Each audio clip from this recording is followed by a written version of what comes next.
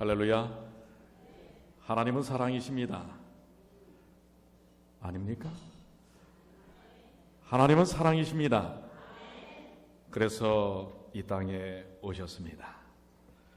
우리 요한복음 1장 다시 한번 우리 다 같이 한번 읽어볼까요? 그가 세상에 계셨으며 시작. 그가 세상에 계셨으며 세상은 그로 말미암아 지은 바 되었으되 세상이 그를 알지 못하였고 자기 땅에 오매 자기 백성이 영접지 아니하였으나 영접하는 자 곧 그 이름을 믿는 자들에게는 하나님의 자녀가 되는 권세를 주셨으니. 오래전에 뉴욕 북부에 있는 나이아가라 오데오 주변에 있는 나이아가라 폭포가 있는 버팔로 교회에서 이렇게 광고를 내었습니다. 몇 월 며칠 오전 11시 미국 나이아가라 폴스 나이아가라 폭포 주인의 아들이 오셔서 설교를 합니다. 이렇게 광고를 냈어요. 그랬더니 이 광고를 그냥 교회 주보에만 낸 것이 아니라 그 일간 신문에도 내고 또 그 주변의 기독교 신문에도 그것이 나가게 되었습니다. 또한 그 가까이에 있는 기독교 방송국을 통해서도 몇 날 며칠 11시에 나이아가라 폭포 주인의 아들이 와서 설교를 하니 많이들 오셔서 은혜 받으시기 바랍니다. 이렇게 광고가 나갔습니다. 드디어 그날 아침이 되었습니다. 아침 일찍부터 기존의 성도들뿐만 아니라 주변 다른 교회에 있는 신자들까지도 이제 정말 구름대처럼 그 교회로 몰려들기 시작했습니다. 시간이 거의 다 될 즈음에는 예수님을 믿는 크리스찬들뿐만 아니라 불신자들까지도, 믿지 않는 사람들까지도 도대체 나이아가라 폭포의 주인 아들이 누군가 궁금해갖고 사람들이 몰려들기 시작을 했습니다. 예배 시간이 다가올수록 과연 그 사람이 누굴까라는 궁금증은 더욱더 커져갔습니다. 아니, 나이아가라 폭포는 미국과 캐나다 경계 사이에 있는데 도대체 폭포의 주인이 있다는 게 이게 무슨 말일까? 이렇게 사람들은 의아해했지만은 여러분들 아시는 것처럼 그 나이아가라 폴스에서 가까이에 보면 천섬이라고 있지요. 그 천섬, 그 1000개의 섬이 있는데 그 거의가 다 주인이 있다고 하는 것입니다. 그 섬에다가 아주 큰 성을 저택처럼 져놓고 다른 사람들은 근접하지 못하도록 하는 백만장자, 천만장자들이 능히 있음을 아는 미국 사람들은 혹시 진짜 나이아가라 폭포의 주인의 아들이 있음직도 하겠다라는 생각을 했습니다. 자, 이제 예배가 시작되었습니다. 성경 공독이 이루어졌고 찬양대에 찬양이 있은 후에 담임 목사의 강사 소개가 진행이 되었습니다. 오늘은 이미 광고해 드린 대로 나이아가라 폭포의 주인의 아들이 오셔서 설교 말씀을 주시겠습니다. 그분의 성함은 누구누구 목사님이십니다 라고 뒤에 앉아있는 강사를 소개하는 것입니다. 그런데 그 교회의 강단은 우리 교회의 강단보다 아마 컸던 것 같아요. 그래서 이 기도실에서 이 강사가 들어가는 것을 청중들은 원체 사람이 그날 많았고 또 채 미쳐 들어오지 못한 사람들은 밖에서 서서까지 이제 그 예배를 참석을 했습니다. 그래서 이 강단이 크기 때문에 뒤에 앉은 강사를 보질 못했어요. 그런데 이제 이 목사님의 소개를 통해서 강사가 청중 앞에 딱 섰는데 여기저기서 탄성 소리가 나오는 것입니다. 그거는 환희의 탄성이 아니라 실망의 탄성 소리가 나는 거예요. 이 앞에 소개된 목사님이 딱 섰는데 키는 그 담임 목사의 반밖에 되질 않아요. 조그마해가지고 얼굴은 생기다만 그야말로 혹시 미국 사람이나 캐나다 사람이라고 기대를 했는데 그 둘도 아닌 저 아시아의 동양 사람인 것입니다. 얼굴은 느리티티해가지고 그런 분이 딱 서 있는 거예요. 강단에 서자마자 이 목사님은 자신을 자기 스스로 또 소개를 하기 시작했습니다. 이 목사님은 일본 사람이었습니다. 저는 일본에서 우상 숭배만 하던 그런 삶을 뒤로하고 예수 그리스도를 발견하고 그분이 창조주 하나님이요 또한 하나님의 아들이심을 믿게 되었습니다. 그리고 저 또한 그 하나님의 아들이 되었습니다. 그래서 세상 만물을 만드신 창조주 하나님의 아들이 되었기 때문에 하나님이 만드신 저 나야가라 폭포도 누가 만드신 것이기 때문에 하나님이 만드신 것이기 때문에 그 하나님을 아버지로 모시는 저는 바로 그 나야가라 폭포 주인의 아들이 아니겠습니까? 사람들이 이미 다 아는 얘기지만 그리고 뭐 별 색다른 얘기도 아니지만 그 이야기를 듣고 가만히 생각하니까 맞긴 맞네. 창조주 하나님을 믿는 하나님 아버지를 아버지로 모신 그 목사님은 바로 하나님의 아들이기에 그 하나님이 만드신 나야가라 폭포도 하나님이 주인이시기에 그 주인의 아들 맞네. 사실 몇 주 전에 이 목사님을 초청할 때에 그 교회의 담임 목사님이 목사님을 누구로 소개를 좀 할까요? 그랬더니 이 일본인 목사님이 저를 나야가라 폭포 주인의 아들로 소개를 좀 해주세요. 이랬던 것입니다. 그런데 사람들은 이미 아는 얘기지만은 미처 깨닫지 못한 그 사실을 통하여 그날 그 예배를 통해 창조주 하나님에 대해서 그리고 창조주 하나님의 아들에 대해서 다시 한번 깊이 느끼게 되었고 큰 감동을 받았다고 하는 것입니다.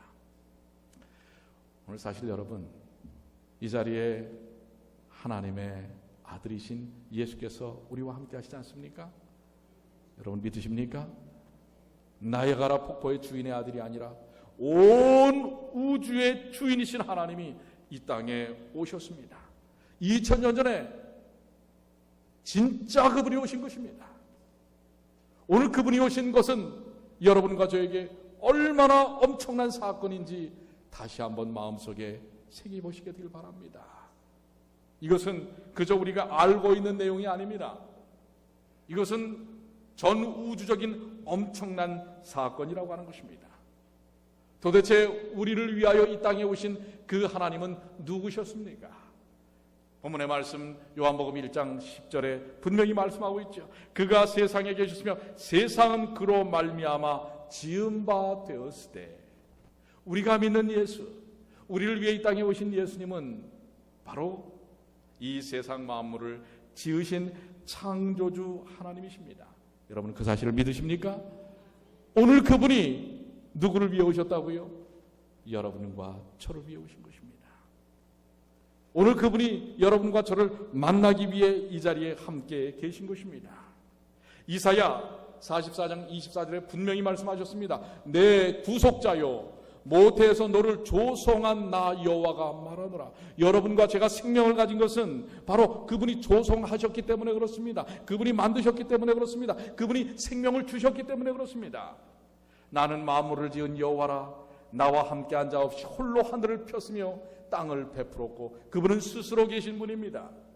그분이 바로 우리가 믿는 예수 그리스도. 2000년 전 우리를 위해서 이 땅에 오신 구세주 예수 그리스도라고 하는 사실을 여러분들 기억하시길 바랍니다. 그런데 이 사실을 우리가 그렇게 알고 살아왔던 사람들이 아닙니다. 믿고 살아왔던 사람들이 아닙니다.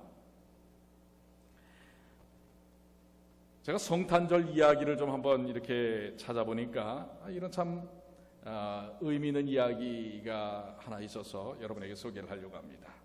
어느 추운 겨울날 한방눈이 몹시 내리는 성탄절날 오후였습니다.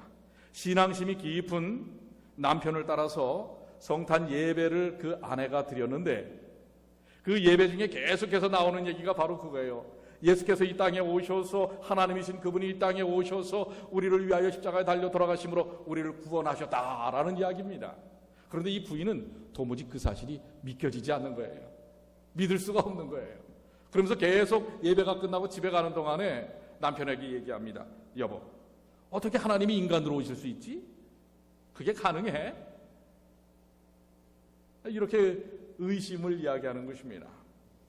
남편이 아내에게 예수께서 하나님이신 것을, 그리고 이 땅에 오신 하나님인 것을 아무리 설명을 해도 이 부인은 이해를 못하겠다고 하는 거예요. 여러분 이해하십니까? 여러분 이해하세요? 이해 안 하시는데 왜 여기 앉아 계세요?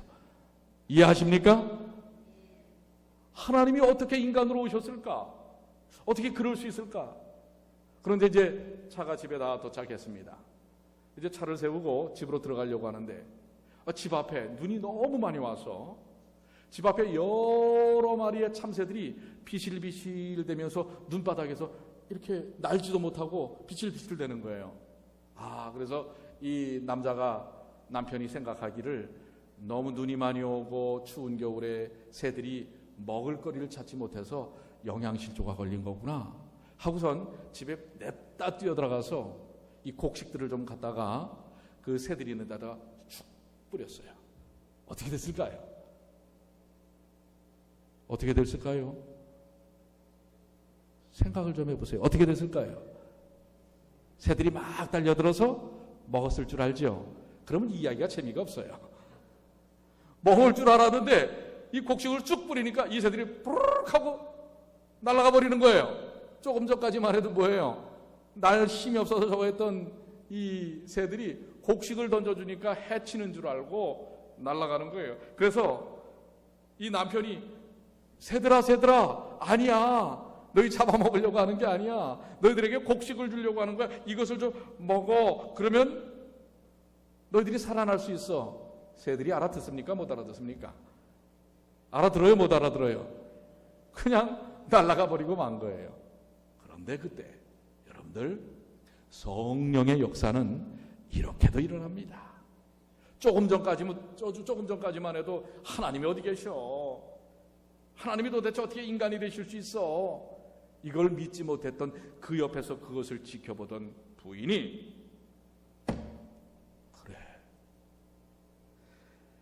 하나님이 인간에게 계속 사랑을 베풀었지만 인간들은 하나님 품을 떠났던 거야. 인간이 하나님의 사랑을 깨달을 수 없었기 때문에 어쩔 수 없이 하나님이 인간으로 오셨던 거야. 그리고 그 사랑을 십자가로 표현한 것이겠지. 누가 깨달은 거예요? 바로 그 전까지 말로는 아무리 설명해도 깨닫지 못했던 이 부인이, 그 사람의 말을 알아듣지 못하는, 그러나 사랑으로 다가서는 남편의 모이를, 곡식을 주는 모습을 통해, 새가 날아가는 걸 통해, 내가 그렇게 살아왔구나. 하나님이 그토록 사랑하심으로 이 땅에 오셔서 생명까지 바쳐가면서 나를 사랑하셨는데 내가 못 알아듣고 보지 못하고 알지 못하고 살아왔던 것이구나. 그렇습니다. 오늘 여러분들, 오늘 주님께서 우리에게 주신 그 크신 사랑을 여러분들 이해하십니까? 여러분들 아십니까? 우리는 때때로 너무나 그 사실들을 잊어버리고 또 잘 알지 못하고, 지금도 이 순간 예수님의 그 크신 사랑은 마음에 담지 않고 엉뚱한 것으로 우리의 생각을 가득 채울 수가 있다고 하는 것입니다. 올해는 장사가 잘 될까? 이제 열흘밖에 남지 않았는데 앞으로 어떻게 살지? 여러분들 이런 생각하고 계십니까? 우리 주님은 이미 우리에게 영원한 생명과 무한하신 그 놀라운 축복을 다 주셨는데 날아가는 새처럼. 그래서 옛날부터 뭐라고 그래요? 머리 나쁘면 뭐라고 얘기합니까? 조두라고 그러잖아요. 새대가처럼 주님이 주신 은혜를 잊어버리고 지금 이 순간에도 엉뚱한 거, 하나님의 은혜는 생각하지 않고 지금 이 순간에 그 창조주 하나님의 역사는 생각하지 않고 엉뚱한 것을 지금 생각하고 있다면 미안합니다. 오늘 욕 한번 할게요. 세대가리예요. 벗어나십시오. 오늘 우리에게 그 엄청난 하나님의 은혜를, 온 세계를 창조하시는 하나님이 우리의 하나님이시여 우리의 아버지라는 사실을 기억하시게 되길 바랍니다. 오늘 이 시즌에 우리가 정말 생각해야 할 것은 이 세상의 흥청망청이 아니에요. 도대체 그분이 왜 오셨는가? 그분은 나에게 어떤 분이신가? 그리고 이 순간 나는 그분을 어떻게 마음속에 품어야 할 것인가? 요한복음 1장 14절 말씀이 육신이 되어 우리 가운데 거하심에 우리가 그 영광을 보니 아버지의 독생자의 영광이요 은혜와 진리가 충만하더라. 오늘 이 독생자의 영광을 통하여 아버지의 영광을 보는 주님의 귀하신 자녀들이 되시길 간절히 축원합니다. 말씀이 육신이 되어서 우리 가운데 이미 거하십니다. 그런데 지금 마음의 문을 닫고 다른 걸 자꾸 생각하고 계시면 하나님의 영광이 드러나지 않습니다. 은혜와 진리가 충만하지 않습니다. 어떤 면은 우리 아이들보다도 못해요. 아이들은요 뭐예요? 예수님의 오심에 대하여 얼마나 기뻐하고 즐거워하는지 몰라요. 이따 오해받을 선물 때문에 그런지 모르지만은, 근데 우리는 그런 순수한 마음도 없어. 이미 주어진 것에 대해서 감사하고 있지 않을 때가 너무나 많다고 하는 것입니다. 그래서 우리 주님이 그거를 굳이 어떻게 하시기 위해서, 주시기 위해서 이 땅에 오셨단 말이에요. 예? 요한복음 1장 11절 자기 땅에 오매 오셨어요. 그냥 택배로 보내신 게 아니에요. 어떻게 하셨어요? 본인 자신을 선물로 친히 주시기 위하여 오신 것입니다. 그런데 어떻게 했어요? 자기 백성이 뭐 하지 않았다? 영접하지 아니하였다. 우리 주님은 분명히 예언의 말씀을 통하여 때가 차니까 정확하게 오셨어요. 하나님이 그 아들을 보내사 여자에게서 나게 하시고 율법 아래 나게 하신 것은 목적이 분명합니다. 5절에 율법 아래에 있는 자들을 속량하시고 우리로 아들의 명분을 얻게 하려 하심이라. 율법이 지적한 죄 가운데서 우리를 구원하기 위하여 하나님의 아들의 명분을 얻게 하시기 위하여 오셨단 말이에요. 바로 여러분과 저를 하나님의 자녀로 다시 받아들이시기 위하여 오신 것입니다. 저는 이 시대 소망에 이 말씀이 참 의미가 있다고 생각이 돼요. 31쪽에 구주의 강림은 에덴에서 예언되었다. 아담과 하와는 그 약속을 처음으로 듣고 이 약속이 속히 성취되기를 고대하였다. 예수님의 오심을 가장 소망했던 사람, 그 열정의 그 어떤 그 뭐라 그럴까요? 폭을, 그 크기를 아마 가장 크게 측정한다면 아마 아담과 하와였는지 모르겠어요. 왜? 자기들로부터 이 죄가 시작이 됐거든요. 그래서 이게 빨리 회복되기를 원하였을 것입니다. 그래서 이 약속이 처음으로 듣고 이 약속이 속히 성취되기를 고대하였다. 그들은 그들의 맏아들이 구주되기를 바라면서 그 아들을 기쁨으로 환영하였는데 그 맏아들이 뭐가 된 거예요? 가인이 뭐가 됐어요? 이 기대와는 다르게 살인자가 되어버리고 말았지 않습니까? 그러나 그 약속의 성취는 지체되었다. 이 약속을 처음으로 받은 사람들은 그 약속의 성취를 보지 못하고 죽었는데 다 죽었어요. 그 약속의 성취를 보지 못하고 아담과 하와도 죽고 셋도 죽고 모두셀라도 죽고 다 죽었어요. 그런데 오늘 여러분들 누구는 봤어요? 이 예수님의 오심의 초림을 여러분과 저는 말씀을 통해 보지 않았습니까? 4천 구약의 백성들은 4,000년을 기다려서 예수님의 오심을 보게 됩니다. 그런데 우리는 이미 2000년 전에 예수님이 오심을 우리는 안단 말이에요. 여러분 감사하시지 않습니까? 아담과 하와보다 우리가 더 큰 축복을 누린 사람들 아니에요? 그런데 이제 다시 오시겠다고 하고 지금 2000년이 흘렀어요. 그러니까 여러분들 너무 조급해하지 마세요. 아직 구약 사람들의 기다림에 비하면 반밖에 되지 않았습니다. 그러니까 뭐 한 몇 년, 몇십 년 기다리는 거, 그건 시간도 아닙니다. 구약 사람들은 4,000년을 기다렸고, 우리 지금 2,000년을 기다리고 있단 말이에요. 그런데 이 베들레헴의 이야기는 담이 없는 주제라는 사실을, 예수님의 이 땅에 오심에 대한 이야기는 그야말로 이 세상의 그 어떤 스토리보다도, 어떤 드라마보다도 더 감동적이고 은혜가 되는 것입니다. 베들레헴의 이야기는 담 없는 주제이다. 그 속에는 깊은 하나님의 지혜와 지식의 부요함이 숨겨 있다. 우리는 하늘 보좌를 구유와 바꾸시고 경배하는 천사들과의 교제를 외양간의 가축과 바꾸신 구주의 희생에 경탄한다. 예수님이 이 땅에 오신 것 그 자체가 얼마나 놀라운 일인지 모르는 것입니다. 그런데 벌써 2000년 전에 그 일을 이루셨단 말이에요.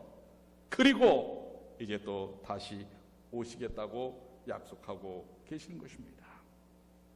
그래서 이미 오셨는데, 그리고 또 다시 오시겠다고 하셨는데, 우리는 그분을 마음속에 품는, 받아들이고 영접하는 삶을 살고 있는가? 이게 정말 이 땅에 사는 사람들의 중요한 관건입니다. 요한복음 1장 12절에는 영접하는 자, 우리 한번 이거는 다 한번 다 읽어보겠습니다. 외우시는 말씀이에요. 영접하는 자, 시작. 영접하는 자, 곧 그 이름을 믿는 자들에게는 하나님의 자녀가 되는 권세를 주셨으니.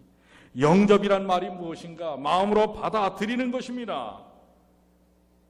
그런데 이 땅에 인류는 예수님이 그렇게 창조주이신 그분이, 오신 하나님이 오셨는데 알지 못하고 받아들이지 않았다고 얘기합니다. 그러니까 여러분들과 저는 받아들인 사람들이에요. 그렇습니까? 안 그렇습니까? 이건 얼마나 놀라운 일인지 모릅니다. 지금 세상 70억 인구 중에 이렇게 제대로 받아들인 사람은 그렇게 많지 않아요. 그런데 오늘 그 받아들인 사람에게 하나님께서 엄청난 결과를 약속하셨어요. 하나님의 자녀가 되는 권세를 주시겠다. 이 이야기는 참 많이 저를 생각하게 하는 이야기입니다. 여러분들도 이 이야기를 통해서 이 영접의 의미가 무엇인지를 조금 깨닫게 되시길 바랍니다. 우리 교회도 보면 갑자기 비가 올 때가 있어요. 그럼 우리 성도들이 집에 가실 때 당장 우산을 쓰지 않으면 비를 맞으니까 우산을 빌려가곤 합니다. 근데 여러분들, 만약에 여러분들이 집에 계시는데 지나가는 그냥 일반 행인이 갑자기 쏟아진 폭우 때문에 배를 눌러서 혹시 저 우산 하나만 좀 빌릴 수 있을까요? 전혀 처음 보는 사람이에요. 그럼 여러분들, 우산이 여러 개 있어요. 좋은 우산, 비싼 우산, 이쁜 우산, 찢어진 우산. 어떤 거 주시겠어요? 주긴 주되 찢어진 거는 좀 그렇죠. 그러나 한 번 쓰면 망가져 버릴 우산, 이런 거 주시지 않겠지요? 근데 한번 솔직해져 보시길 바랍니다. 그런 사람에게 내가 우산을 줘야 된다고 하면 어떤 우산을 줄 것인가? 요거는 내가 누구한테 선물 받아서 안 되고, 요거는 산지 얼마 안 돼서 안 되고, 요거는 비싸서 안 되고, 살이 하나 정도 이렇게 휘었거나 빠졌거나, 그냥 한번 없애버릴 거. 저도 그럴지 모르겠습니다. 오래전에 영국의 런던 한 교회가 아니라 교회 변두리에서 있었던 일이에요. 갑자기 폭우가 쏟아지는 어느 여름날이었습니다. 그런데 농가를 지나가던 한 일행 중에 한 사람이 와서 한 농부의 집을 두들겼습니다. 지금 갑자기 비가 와서 그러는데 혹시 우산 한 개만 좀 빌릴 수 있을까요? 그랬을 때 이 농부가 어떤 우산을 줬을까요? 어떤 우산 줬을까요? 처음에는 좋은 걸 줄까 하다가 보지도 못한 사람이 언제 내가 돌려받겠다고 해서 사실 망가진 우산을 줬습니다. 그리고 여러 날 지났어요. 잊어버렸어요. 이 농부는 잊어버렸는데 갑자기 우편이 왔습니다. 소포가 왔는데 자기가 보냈던 우산을 아주 예쁘게 포장을 해가지고 그 우산이 왔어요. 그리고 그 옆에 카드가 적혀져 있었습니다. 일전에는 너무나 감사했습니다. 빌려주신 우산 너무나 잘 썼습니다. 그리고 그 밑에 이름이 적혀져 있는데 누구였을까요? 영국의 여왕 엘리자베스 사인. 누구였어요? 그것을 받아본 이농부 머리를 치며 후회를 했습니다. 아니, 한번 가까이에서 만나보기도 어려운 여왕님이 자기 집 앞을 지나가는데 좋은 우산, 비싼 우산, 예쁜 우산 다 놔두고 뭐한 우산을? 망가진 우산을 준 거예요. 오늘 여러분들, 영접이란 무엇일까요? 영접. 여러분의 마음을 주는 것입니다. 여러분의 마음을 여는 것입니다. 여러분의 가장 좋은 것을 그분에게 맡기는 것입니다. 그저 다 하다가 남은 마지막 것을 한 게 아니라 가장 좋은 것을 그분에게 마음을 열고 다가서는 것이 바로 영접입니다. 오늘 이제 이 연말을 맞이하고 주님의 탄생을 우리 마음속에 새기는 사랑하는 우리 재림 성도 여러분, 여러분은 주님을 진정으로 영접하셨습니까? 마음을 다한, 내 모든 것을 다한 그러한 마음으로 그분을 받아들이셨습니까? 예수님께서 당신이 이 땅에 다시 오실 때까지 당신과 함께 사는 것이 이런 것이다 라고 말씀하고 계셨습니다. 저는 그것을 한 이야기를 통해서 여러분에게 말씀을 드리고 오늘 말씀을 정리하려고 합니다. 예수님을 영접하고 사는 그리스도인의 삶이란 무엇인가? 러시아의 한 작은 마을에 파파노라고 하는 착하고 성실한 구두수선공 할아버지가 살고 있었어요. 가난했지만은 그는 나눔의 삶을 잘 실천하는 사람이었습니다. 그리고 아주 신실한 크리스찬이었어요.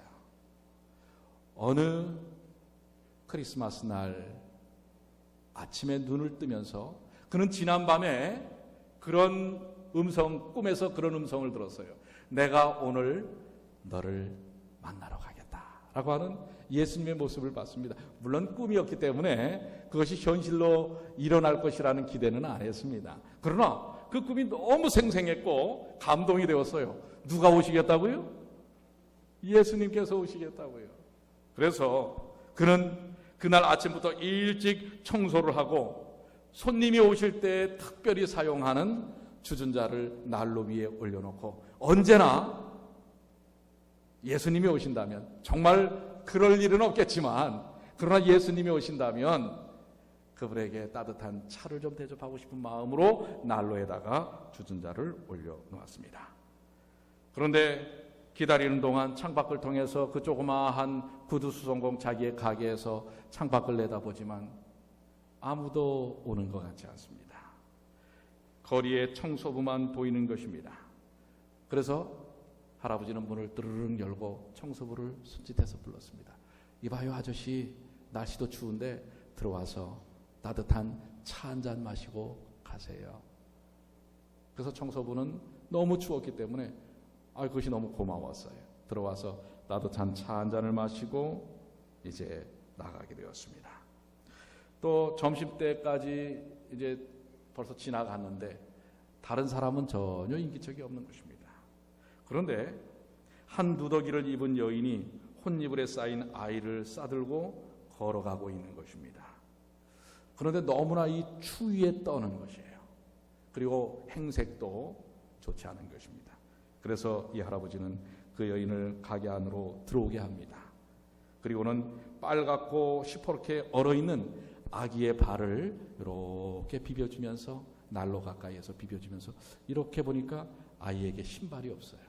그런데 마침 자기가 오래전에 만들어 놓은 아기 신발이 구두가 하나 있었습니다. 그 구두를 갖다가 그 아이에게 신겨 주었습니다. 그리고 그 여인은 행복하고 감사한 표정을 짓고 가게를 떠났습니다. 어느덧 마을에 저녁 기운이 몰려왔습니다. 할아버지는 저녁 준비를 위해서 수프와 빵을 데웠습니다. 그때 저쪽에 건너편에 있던 과일 가게 욕쟁이 할머니가 어떤 어린아이를 하나 잡아가지고서는 아주 호되게 야단을 치는 거예요. 왜 그런가 하고 창문을 열고 들어봤더니 이 아이가 너무 배가 고파서 과일 하나를 훔쳐서 달아나다가 그만 이 욕쟁이 할머니한테 잡혀갖고 늘씬 지금 두드러 맞고 경찰서에 지금 끌려가고 있는 중입니다. 그래서 이 할아버지가 할머니를 부릅니다. 할머니, 그 아이 과일값 내가 물어줄 테니까 경찰서에 데리고 가지 마세요.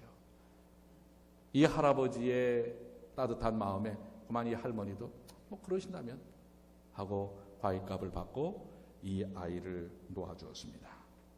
이 아이를 할아버지는 데리고 들어와서 빵과 수프를 먹인 다음에 보내주었습니다. 그리고 이제 깜깜한 밤이 되었습니다. 그럼 그렇지, 그것은 꿈이었을 거야. 어떻게 예수님이 오셔? 그 순간 그의 마음속에 들려지는 한 음성이 있었습니다. 이보시오, 오늘 내가 당신을 찾아갔었는데 나를 보지 못했어? 예? 내가 3번씩 당신을 찾아갔습니다. 한 번은 정석으로, 한 번은 여인과 아기로, 한 번은 과일을 훔친 아이로. 여러분, 이건 한낱 이야기일지 모릅니다. 그러나 주님은 말씀하셨어요. 뭐라고요? 마태복음 25장 34절로 40절에 그대의 임금이 그 오른편에 있는 자들에게 이르시되 내 아버지께 복받을 자들이여 나와 창세로부터 너희를 위하여 예비된 나라를 상속하라. 하나님의 나라를 상속받을 사람들이 어떤 사람인지를 예수님은 이야기하고 계십니다. 내가 줄일 때에 너희가 먹을 것을 주었고 목마를 때에 마시게 하였고 나그네 되었을 때에 영접하였고 벗었을 때에 옷을 입혔고 병들었을 때에 돌아보았고 옥에 갇혔을 때에 와서 보았느니라. 그랬더니 묻습니다. 저 그런 적 없는데요. 그랬더니 40절에 예수께서 말씀하십니다. 임금이 대답하여 가라사대 내가 진실로 너희에게 이르노니 너희가 여기 내 형제 중에 지극히 작은 자 하나에게 한 것이 곧 내게 한 것이니라. 아멘. 이 파파노 할아버지, 그는 진정으로 예수를 영접하는 삶을 사는 사람입니다. 오늘 여러분들, 예수님은 우리에게 어떻게 다가오실지 모릅니다. 우리 옆에 있는 분이 바로 예수님일 수 있어요? 또 신신학이라고 얘기하지 마세요. 자, 한번 옆에 분 한번 보세요. 예수의 사랑으로 여러분들 옆에 있는 분들을 한번 보십시오. 어때요? 그래도 옆에 앉았으니까 자주 그분들하고는 이야기하죠.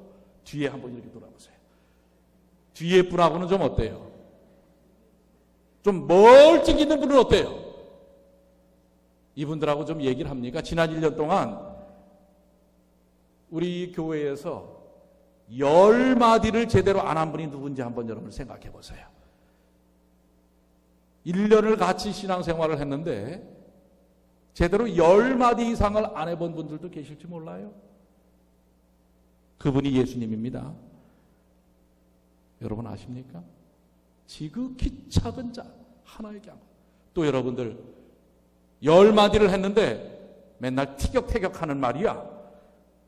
네? 마음을 열어놓고 서로 영접해야 하는 것입니다. 오늘 이제 우리 다음 주 성만찬 예식하죠.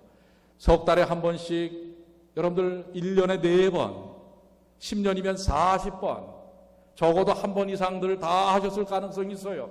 그런데 정말 마음과 마음을 터놓고 서로를 영접하고 다가서 보셨습니까? 예수님을 영접한 사람은 사랑하는 형제자매를 영접합니다. 오늘도 이 사람은 안 돼! 저 사람하고 난 달라! 이렇다면 여러분들 예수님을 영접한 거 아닙니다. 예수님을 영접한 사람은 이 땅에 그 누구도 다가설 수 있어야 합니다.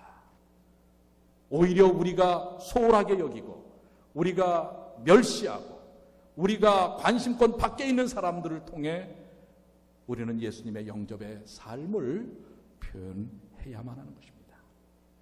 이제 이 따뜻한 그리고 아름다운 연말을 주님을 영접한, 그리고 여러분들이 그 따뜻한 사랑의 영접의 삶을, 나눔의 삶을 사시게 되길 바랍니다. 이것이 바로 오늘 우리를 위해 오신 하나님 예수 그리스도께서 보여주신 것입니다. 오늘 그 귀하신 사랑으로 이 한 해를 은혜롭게 마무리하시게 되길 바랍니다. 그렇게 하시길 결심하십니까? 우리 주님을 가슴속에 품고 사십시오. 여러분이 갖고 있었던 그 딱딱한 마음, 불편했던 마음, 그리고 상처받았던 마음들 다 내려놓으시고 우리 주님의 그 뜨거운 사랑으로 치유를 경험하시고 나눔의 삶을 사시는 주님의 귀한 자녀들 되시기를 간절히 축원합니다.